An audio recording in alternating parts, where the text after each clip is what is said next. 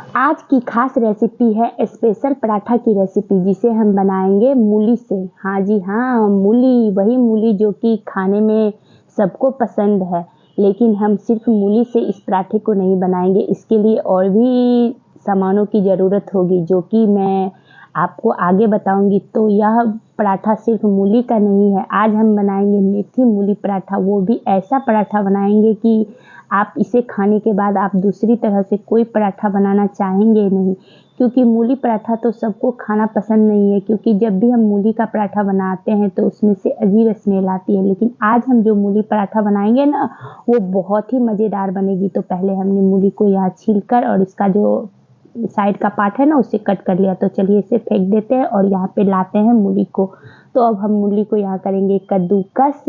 तो यहाँ बड़े वाले जो इसमें हम इसे कद्दूकस कर लेंगे। तो यहाँ हम इसे कद्दूकस कर लेते हैं सारे मूली को। और आप लोगों से छोटी सी रिक्वेस्ट है कि आप लोग तो वीडियो पे आते हैं और लाइक करना भूल जाते हैं, तो लाइक बचा के क्या कीजिएगा, प्लीज़ लाइक कीजिए, शेयर कीजिए और प्यारा प्यारा कमेंट भी कीजिए। तभी तो आप लोगों के प्यारे प्यारे कमेंट से हमें वीडियो बनाने में मज़ा आता है और आप लोगों के लिए मैं न्यू वीडियो लाती हूँ। तो चलिए मैं इस सारे को कद्दूकस कर लेती हूँ, उसके बाद दिखाती हूँ। तो यहाँ देखिए, हमने यहाँ कद्दूकस कर लिया।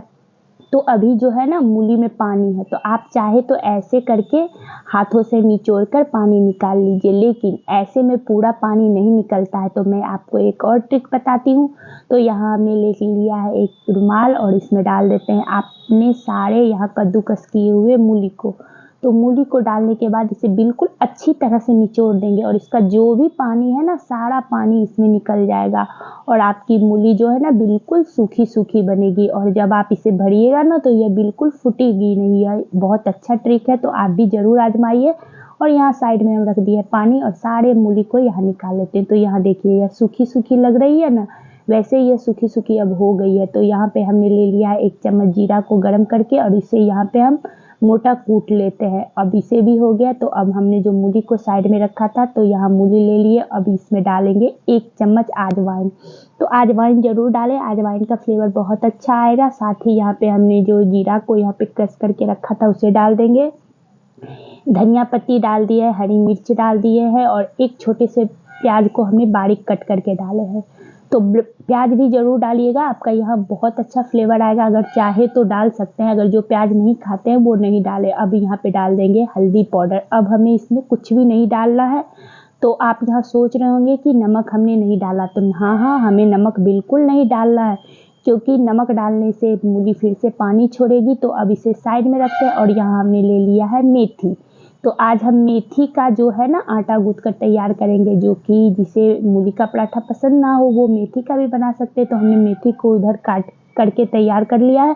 तो यहाँ 2 कप हमने आटा लिया है, इसमें 1 चम्मच अजवाइन और इसमें नमक डालेंगे, क्योंकि हमने मूली में नमक नहीं डाला है। तो यहाँ जितना नमक जाएगी आटा में, उतना ज़रूर डालिएगा फ्लेवर के अनुसार। अब यहाँ पे डाल देते हैं कुटी हुई लाल मिर्च, क्योंकि मेरे पास पूरा वो चिली फ्लेक्स डब्बा वाला नहीं था, तो हमने यहाँ पे लाल मिर्च को कूट कर मोटा में डाला है, ताकि इसका फ्लेवर अच्छा है। अब यहाँ पे ज़्यादा नहीं, बस 1 से 2 चम्मच यहाँ पे रिफाइन ऑयल डाल देते हैं आटा में मोयन के लिए। तो अब यहाँ पे हमने मेथी को कट करके रख लिया था, तो मेथी को हमने छोटे छोटे टुकड़े में कट किया है। तो अब मैं इस पे यहाँ पे एक बात और बताती हूँ। पहले आप यहाँ पे आटा को बिल्कुल अच्छी तरह से मिला लीजिए। अगर आप चाहे तो आपके मूली का जो पानी निचोड़ के रखा था, उसमें आप इस आटे को लगा सकते हैं, लेकिन उसमें आटे को लगाने से थोड़ा सा उसका अलग टेस्ट आएगा। लेकिन हम नॉर्मल वाटर से इसे जब इसका आटा लगाएंगे ना, तो इसका टेस्ट अलग आएगा। तो मेरे बच्चे खाएंगे कि नहीं खाएंगे, क्योंकि मैं फर्स्ट टाइम बना रही थी, तो मैं सोची कि मैं नॉर्मल आटा से ही बनाऊंगी, क्योंकि जो मूली के पराठे नहीं खाएंगे उसके लिए मैं मेथी का भी पराठा बना सकती हूँ। तो चलिए, मैं हाथों में थोड़ा सा यहाँ पे रिफाइन ऑयल फिर से लगा ली हूँ और आटे को बिल्कुल अच्छी तरह से मुलायम होने तक अच्छे तरह से मसल कर हमने आटा को गूँथ कर तैयार कर लिया। अब इसे 10 मिनट के लिए सेट होने देते हैं। तो 10 मिनट हो चुकी है, तो मैं यहाँ आ गई हूँ नहा धोआ के पूरी अपनी तैयारी करने के लिए। अब मैं बनाऊंगी इसका पराठा, पूरी, जो भी आप चाहे बना सकते हैं। तो यहाँ पे मैं लोई ले ली हूँ छोटा छोटा, जैसे हम लोग पूरी बनाते हैं ना, वैसा ही हमें लोई लेना है। तो अभी मैं ज़्यादा नहीं बनाऊंगी, थोड़ा ही बनाऊंगी। तो देखिए, इसे गोल गोल कर लेते हैं सारे लोई को और उसके बाद हम इसका बनाएंगे पूरी।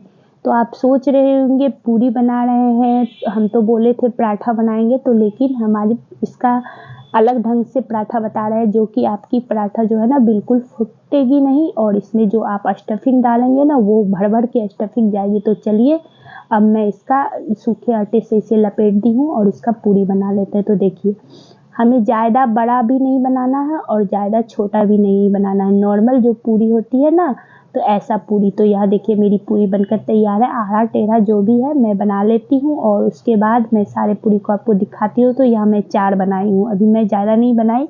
अब इस पर हमने जो स्टफिंग मूली वाला तैयार किया था इसे डालेंगे, 2-3 चम्मच डालिए, कोई बात नहीं है, आराम से जाएगी। अब ऊपर से डाल देते हैं दूसरी पूरी, क्योंकि अब हमें इसे अब क्या करना है, इसे बिल्कुल अच्छी तरह से साइड से दबा देना है।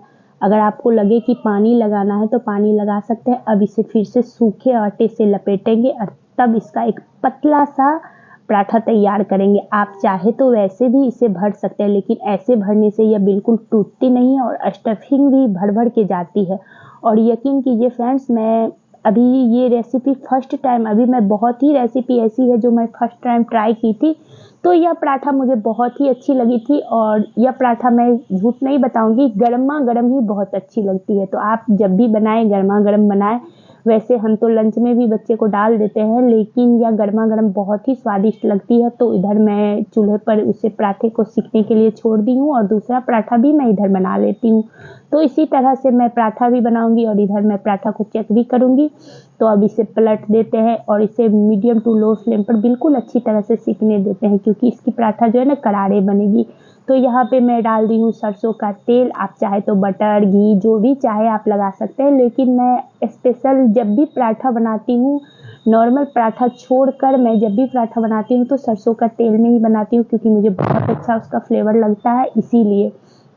तो चलिए, यह पराठा जो है ना बिल्कुल अच्छी तरह से करारी हो चुकी है। तो देखिए कितना अच्छा है। तो मैं इसे निकाल लेती हूँ और दूसरा पराठा इसी प्रकार से पलटते पलटते हुए बिल्कुल करारे करते हुए सेक लेना है।